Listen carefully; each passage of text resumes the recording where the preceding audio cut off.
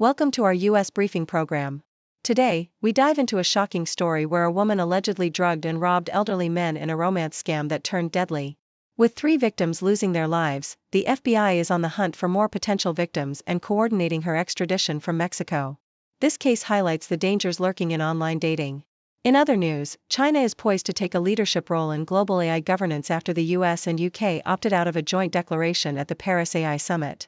With over 60 countries supporting a statement on inclusive and ethical AI, analysts suggest that developing nations are focusing on collaboration rather than choosing sides in the US-China rivalry, leading to a shift in global power dynamics. Lastly, we have a concerning report from Arizona where a member of the San Carlos Apache tribe has been arrested for allegedly starting a wildfire that destroyed homes and prompted evacuations. This incident, described as the most serious structural fire on the reservation in decades, raises questions about wildfire preparedness and community safety. Please stay tuned for more detailed coverage. South China Morning Post reports that a woman named Aurora Phelps, 43, has been charged in a chilling romance scam that has left a trail of devastation, including the deaths of 3 elderly men. Phelps allegedly used dating apps to lure her victims, drugging them with sedatives before robbing them of their wealth. The FBI described her actions as a romance scam on steroids, emphasizing the sinister nature of her crimes. In one harrowing case, she incapacitated a man for days before stealing his assets, including selling his Apple stock worth approximately $3.3 million. Authorities believe she targeted lonely men seeking companionship, exploiting their trust and vulnerability to carry out her malicious schemes.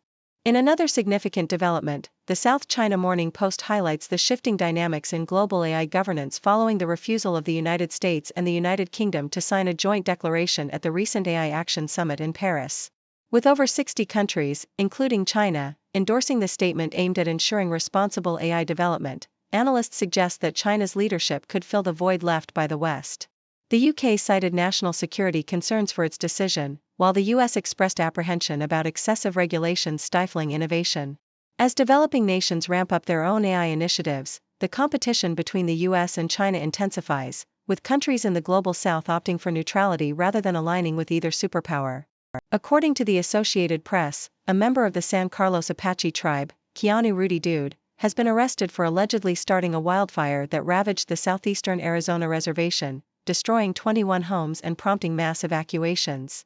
The fire, known as the Watch Fire, burned over 3 square miles and resulted in a state of emergency being declared to assist the affected tribal members. Fortunately, there were no injuries reported, but the tribe's chairman described the incident as the most severe structural fire in decades. Dude, who has a criminal record, faces arson charges and is scheduled for his initial court appearance, although details regarding his motives remain unclear.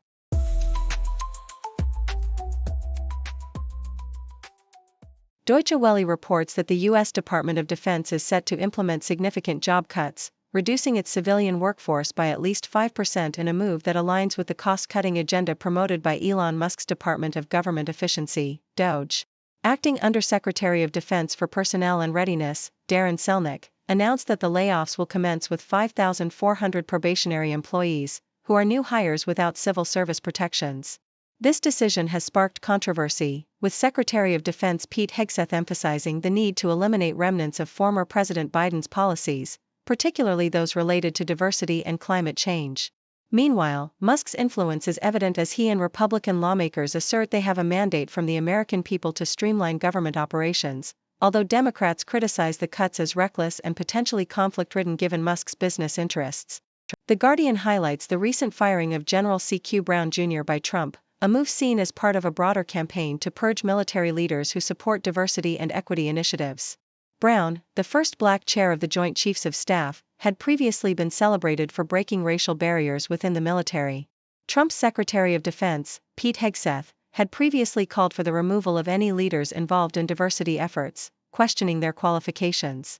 Trump's replacement of Brown with Lieutenant General Dan Kane, who lacks some traditional qualifications for the role, signals a significant shift in military leadership priorities as the Pentagon braces for further changes under Trump's America First policy. According to the South China Morning Post, President Trump has reversed his previous stance on Russia's invasion of Ukraine, now acknowledging the attack while criticizing Ukrainian leadership for not preventing it. Trump hinted at an upcoming minerals agreement between the U.S. and Ukraine, which could be pivotal in the ongoing conflict. His recent comments have drawn concern from European officials, who fear that Ukraine may be pressured into a disadvantageous peace deal. Amidst these developments, the U.S. proposed a UN resolution to commemorate the anniversary of the invasion, while both President Zelensky and European leaders stress the importance of Ukraine having a voice in any peace discussions. As the war continues, both sides are reportedly seeking to bolster their positions on the battlefield, reflecting the complex dynamics at play in the region.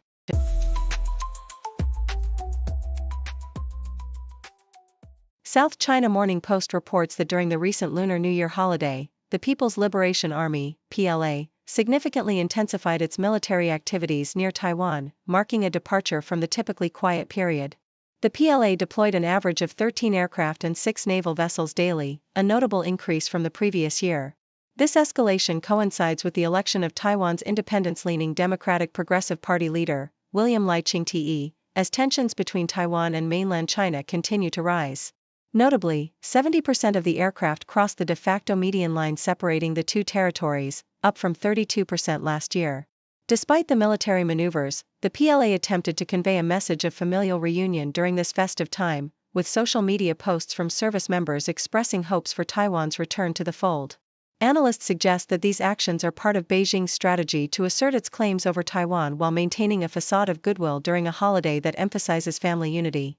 Australian Broadcasting Corporation highlights the dismissal of Los Angeles Fire Department Chief Kristen Crowley by Mayor Karen Bass, following criticism over the city's response to its most devastating wildfire. The Palisades fire, which erupted while Mayor Bass was abroad, resulted in the destruction of thousands of homes and the loss of lives. In the wake of the disaster, it was revealed that an additional 1,000 firefighters could have been deployed on the day the fire ignited, a fact that fueled public outcry and led to Crowley's ousting. Mayor Bass, facing scrutiny for her absence during the crisis, acknowledged that standard communication protocols were not followed and admitted to making a mistake by leaving the city. As she navigates the complex recovery process involving multiple government entities and political pressures, Bass's leadership is under intense scrutiny, with her handling of the situation likely to define her tenure as mayor. The political landscape remains fraught with challenges as the city embarks on a significant rebuilding effort amidst ongoing criticism and rivalries. Thank you for tuning in. The content above showcases the latest briefing reports and analytical synopses, thoughtfully curated by the 6Do team. These insights stem from a wide array of reputable media outlets, think tanks, government sources, and specialized experts worldwide. We encourage you to explore these sources for a comprehensive perspective. Keep in mind that while the content may not always align with the official standpoint of 6Do Brief, it's not meant to be taken as absolute directives for decision-making. Comprising seasoned media professionals, learned scholars, and accomplished scientists, the 6Do team embodies a trailblazing, fully independent media entity. To customize 6Do Brief to meet your professional needs, you have the option to subscribe to a diverse array of briefings on our website, 6dobrief.com. Regardless of your location, you can conveniently receive 6Do Brief via email. Turn the lights on screen. What's the latest scene? Just you and me, laugh and disagree. On the couch we sit, talk about the hits, news and bits, chat through all the fits. 6-degree chats, gotta talk about that. Like crazy chat, share where we're at. From the weather change to the world's big stage, everything's fair game under our spotlight's flame. Grab a coffee quick, get your hot takes thick. We're here to mix and pick, every topic's our flick. 6-degree chats, gotta talk about that. Like crazy chat, share where we're at. Grab a coffee quick, get your hot takes thick. We're here to mix and pick, every topic's our flick. 6-degree chats.